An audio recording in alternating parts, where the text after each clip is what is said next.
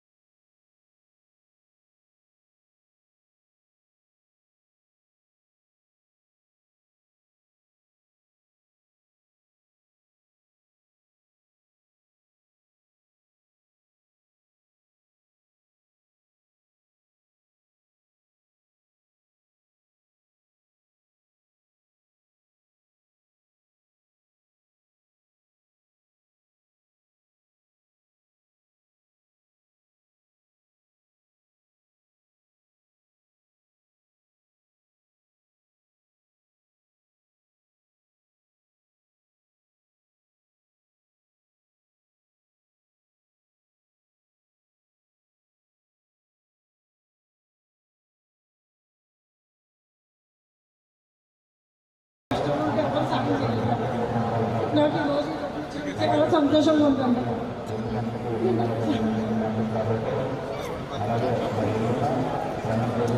దగ్గర వాళ్ళు కూడా ఎవరో ఒక రూపాయి సాయం చేయలేదు, పలకరించడం లేరు.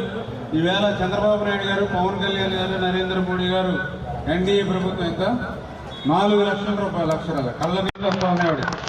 గతంలో కూడా 5 సంవత్సరాలు 5 రూపాయలు ఎప్పుడు కూడా నేను కానీ మా చుట్టుపక్కల ఎవరు అందుకోలేదు అని ఈవేళ పాపం కళ్ళ నీళ్లు పట్టుకుంటూ ఆనంద బాష్పాలతో చెప్తుంది.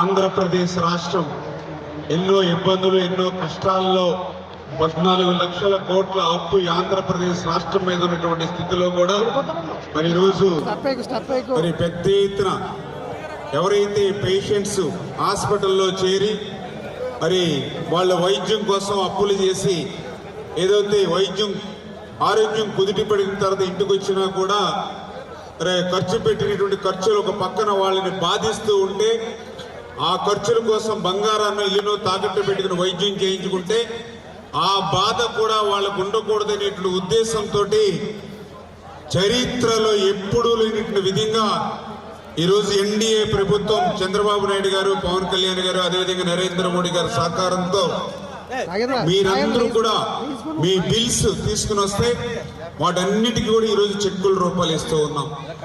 ఈరోజు కూడా 70 మందికి 60 లక్షలు ఈరోజు ఇవ్వడం జరుగుతూ ఉంది.